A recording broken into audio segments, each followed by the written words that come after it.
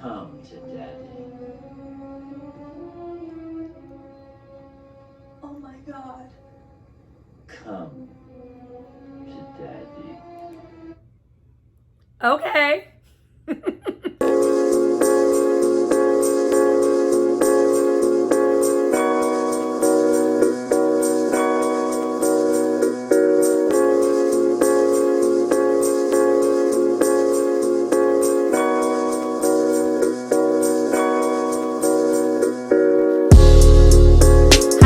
Welcome back to my channel. It's Tyra here with another struggle review. Here to review Hellraiser. I have gotten like a lot of great feedback on my Candyman review, and I just decided to do some more nostalgic horror for you guys. I hope you enjoy it. Now, before we dive deep into Hellraiser and we get all familiar, share a couple of laughs for those of you who are already familiar, because despite what you think, everybody hasn't seen it. Sad. But I need you guys to drop down and like this video and also subscribe if you have yet to do so. I mean, like, Then we're going to come back and we're going to discuss all things Hellraiser.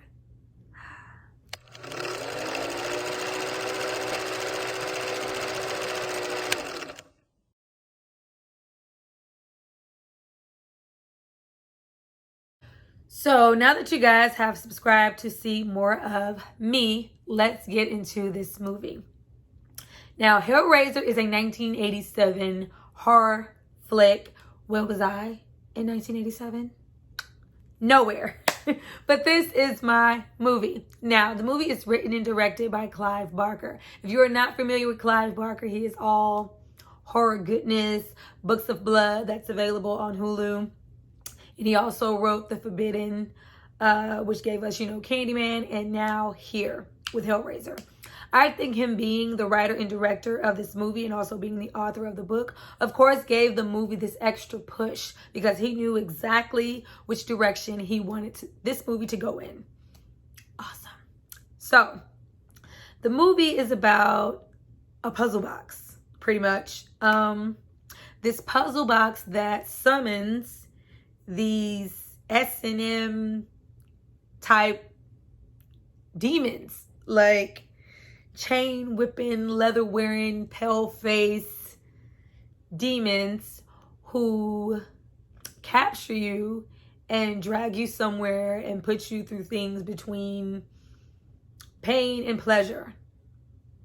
But all things pain or pleasure to these Cenobites. So you do the math. So to get into this movie, I'm just going to kind of go through the cast and how I felt about them and the characters. And then we'll get more into all of the body horror and all the goodness. So to start off, let's get into Frank.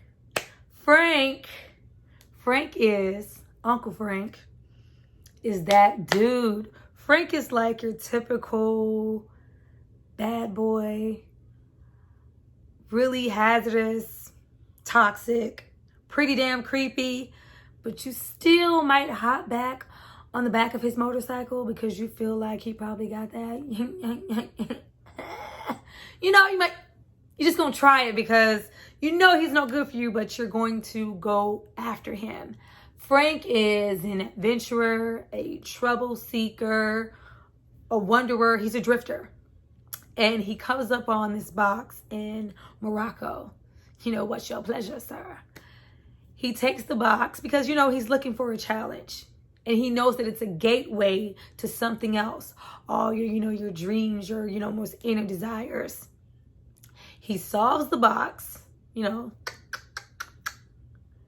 those walls begin to creak. And if you're not familiar with this franchise, when you see, the walls begin to creak and open up and the light shine through, shit is about to hit the fan. But Frank solves the box and is captured, about to get dragged to hell. No pun. Don't y'all just love Drag Me to Hell? That's my movie too. But the chains latch onto him and rip him apart And from what we know, Frank is never to be seen or heard from again. And then we have Larry. Larry, brother to Frank, father to Kirsty, as they like to say in this movie. I'm like, how they say Kirsty? Kirsty. Everyday, loving, warm, comforting, inviting father. You know, all things you would probably want in your husband. Very, like, don't you just want to hug him? But for whatever reason, Larry has married Julia. We're going to get into Julia. I'm going to save her. But to start off, because you know now by this time, Frank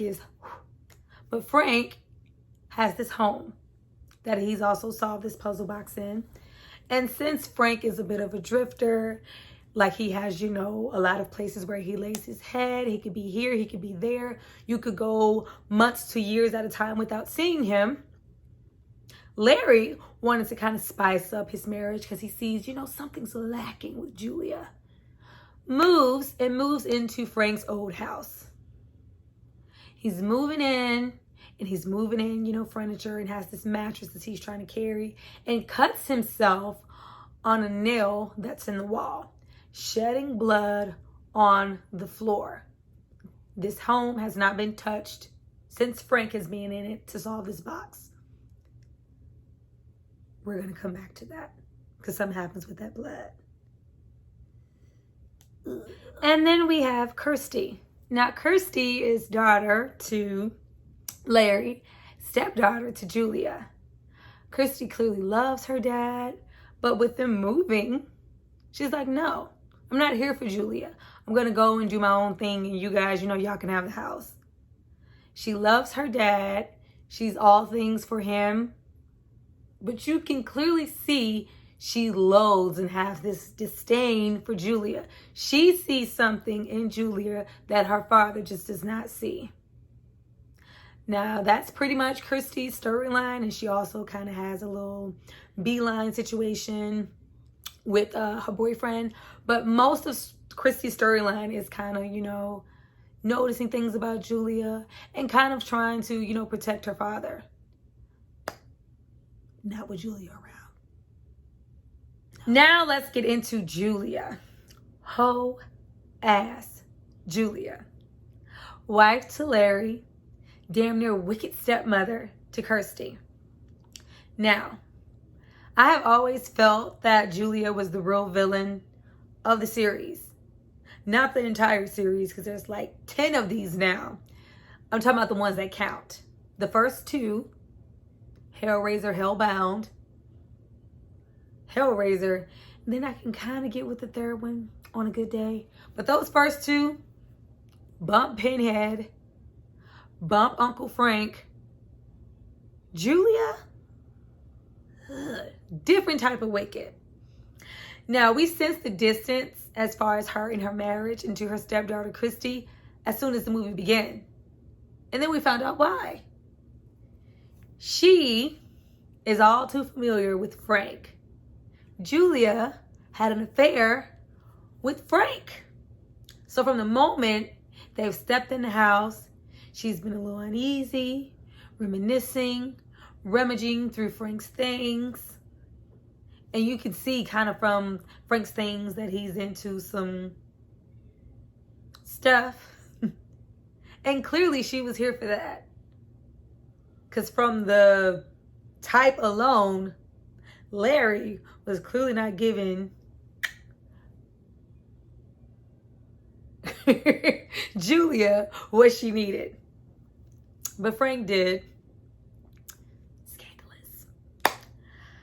So in the beginning, we saw, you know, that cut and that blood hit the floor. And it awakened, trapped Frank, who needs bodies and blood and all that good stuff to become his former self.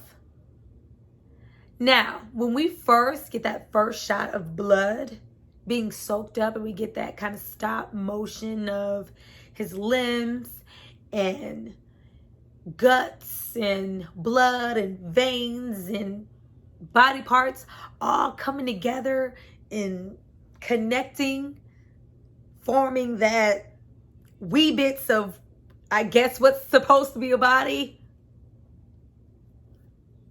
Awesome! Loved it. It is some of the grossest body horror I have ever seen, and so effective and so well done. I have yet to see anything like it in another movie, especially when you go and you see and you read and you watch and you see the budget they have for this movie. How? It's like the screen is like almost wet. It's like if you like touch the TV, you might get a little bit on your hand. Now, once Julia discovers what's left of Frank, a former shell of Frank in the attic, is she scared? Sure. Is she alarmed? Of course. You know, don't look at me. Don't look at me. Don't look at me. Bitch, I said don't look at me. But she is so like fascinated by him and this, you know, lust and this passion for what, you know, they once had, clearly briefly had, because he's that bad boy, that drifter. She's so enamored with that. She is willing to go and kill innocent men, well, lure these innocent men back to the house to kill them, to supply Frank with blood. And we see that every single body that she brings him a little bit closer to a full-formed man, right up into we can, you know, get our skin. Now, in this movie, we get so many images of, you know, his body, and it goes like from, you know, just, you know, kind of bones and a little fleshy to more so skin. And each transition is so gorgeous, y'all.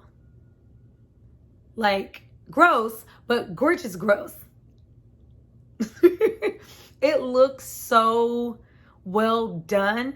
And like you can kind of see like stuff oozing and dripping off of him. It looks so authentic.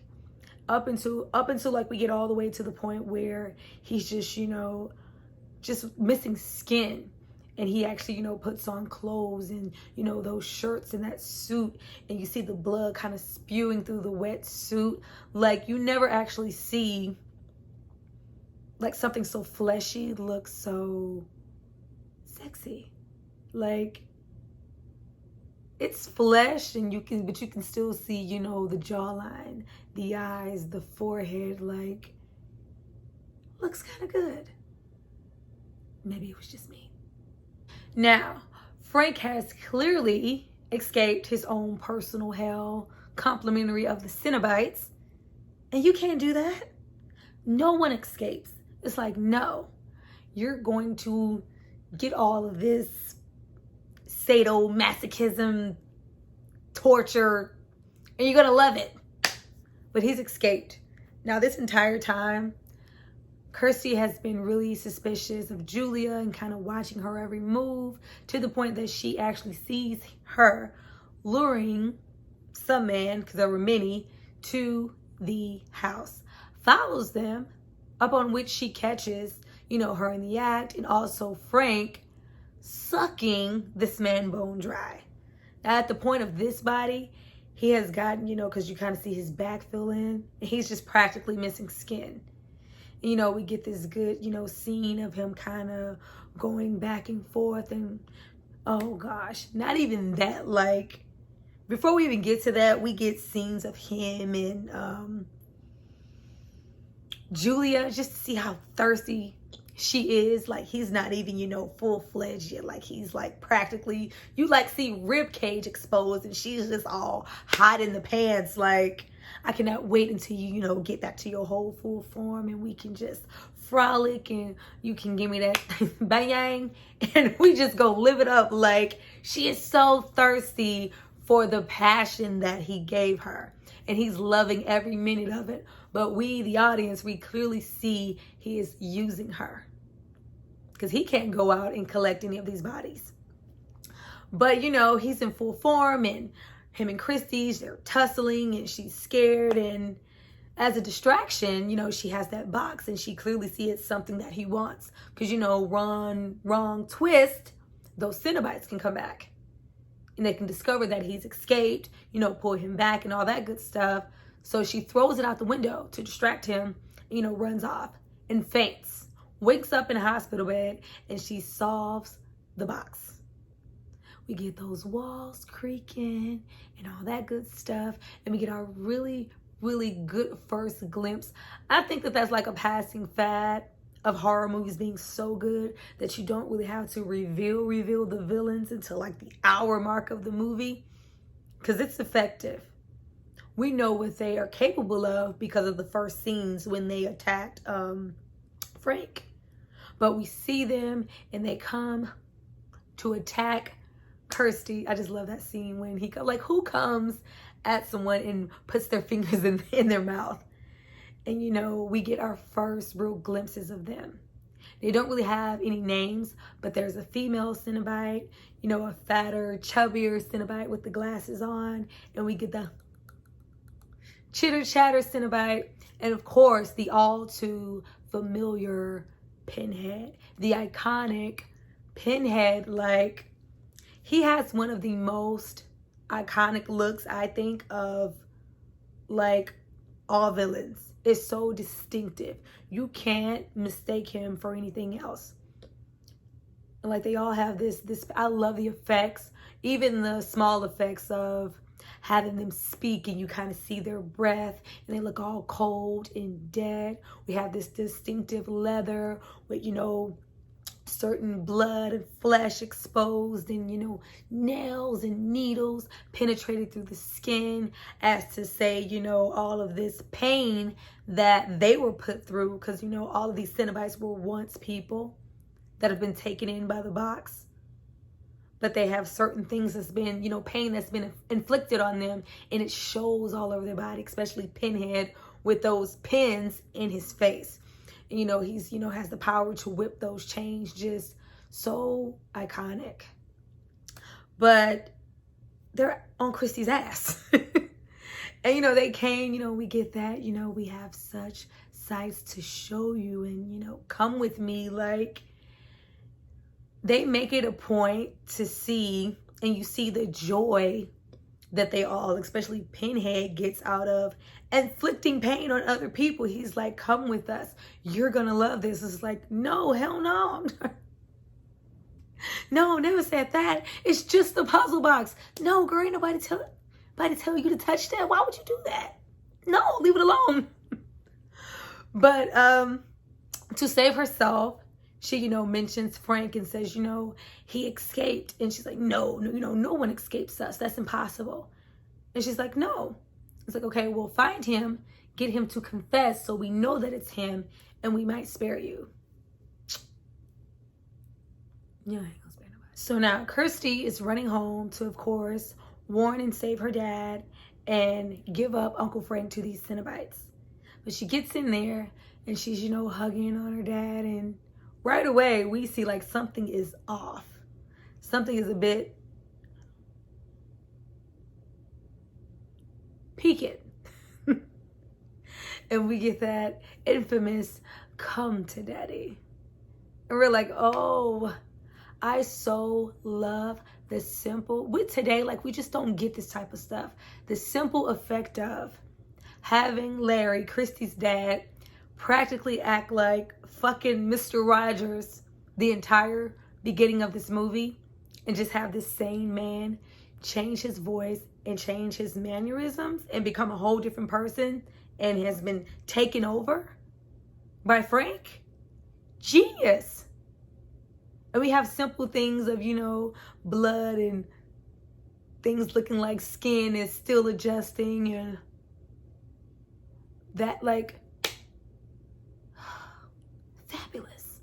We have those great little simple elements there to let Christy know this is not your dad. Now we see, you know, her and like Julie was waiting on that moment all her life, like waiting to backhand Christy. She was waiting, but Uncle Frank, being kind of that uncle, you know, that uncle, that family functions and family reunions that you avoid because he's that uncle, that perv uncle, that's Uncle Frank. Attacking Kirsty, he accidentally stabs Julia and sucks her dry without a second thought. Stupid. She's so stupid. Sucks her dry. Now he's even more, you know, ready to attack. Christy is running around, hiding right up until they make their way into the attic. And he is confessing, you know, lets it slip out that he is Frank and that he did steal, you know, Dad's skin. Those walls creak. Those chains pop out. Pinhead is in the house. They latch on to we get that great. I mean, it was good in the beginning when they latched onto his skin, the actual Frank in the beginning, but we just, you know, kind of seen flesh kind of pulling. It's very good. Simple effects, very great. But here, because, you know, they're mad, we get a bunch of chains link on. Pinhead puts all those chains on him. And we get, you know, that stretching, and we get the face, and we get those infamous Jesus wept, and pow! You guys, loved it. Loved every second of it. It was so well done and so gorgeous. But of course, the Cenobites, being the hellish, vindictive Cenobites they are, they never plan to let Christy go. They plan on dragging her to hell and showing her those sights also. But she's running around, you know, pries that box from her hands, and she's solving it, and we get that zzz, each Cenobite going in one by one, and the house falling apart, and everything looks so good. And then we get the one bad special effect of the movie. As you know, the boyfriend is rushing in because he's, you know, just sporadically there to save Christy. And, you know, he gets her and they're running out. Everything's debris. We get this thing running after them. Now, it's not like totally horrible, but I was like, did we need that? I guess maybe they wanted it just, you know, for Christy to, you know, be like a dire situation. Like, oh my God, we really got to get out of here. It just did not look and flow with the rest of the movie because the movie is practically flawless with the effects and the monsters and the Cenobites and Frank and the Jesus wept. I wasn't the biggest fan of that part. But we get out of the house. Christy has the box. You know, and what do all, you know, horror movie tropes when we have something demonic in our possession? We throw it in the river. We throw it in the fire. Christy throws it in the fire. Now, this homeless vagrant, anybody out there ever seen The Vagrant? I love that movie. If you've seen The Vagrant, drop down and tell me you've seen The Vagrant, because I feel like nobody's ever seen The Vagrant but me, because every time I mention it, people are like, what the hell is that? A little cheeky, funny, dark comedy movie with Bill Paxton. But this homeless vagrant comes that's been following her kind of in her sights the entire movie. It has bugs and just looks weird. Walks into the fire, shedding skin, turns into this skeleton, demonic, flying reaper thing, flies off, caca, with the box. And we see that it's returned to, what's your pleasure, to be sold and dispersed to another unsuspecting victim. Great. I feel like this movie could have stopped there. Like, they would have been fine too. I am grateful for 2. Part 2 is not as great as 1, but we get some really great, and remember the guy with the razor and on the bed. We get all of that good stuff and, you know, some different things there. And of course, the return of wicked stepmother Julia. But it had such a flawless ending. Like, I really love old, if you guys couldn't tell, I love old horror movies. Like, and this one here has just got to be one of my favorites There is not really too much to miss with this movie. The acting is incredible. The storyline is very incredible. The special effects are incredible. The villains are incredible. Those Cenobites, like, flawless. The only, problem I had with the movie is that thing attacking Christy in the hallway. But other than that, this is a pretty much flawless horror film, and it's something different. The 80s was a big time for slashers and, the Jasons, the Freddys. This was something different, and we loved it. Please drop down and tell me you guys' favorite scenes. Let me know, how you feel about this movie. Do you still watch it from time to time? I do. I practically maybe watch this movie like once a year. But that was my review. I hope you guys enjoy it. Please like and subscribe to my channel. I see you guys for my next review. I will be reviewing Queen's Gambit really soon. Available on Netflix. It's a new series about, chess and this girl, from what I can see. Looks intriguing. But I hope you guys enjoyed the video. I see you guys next time. Bye.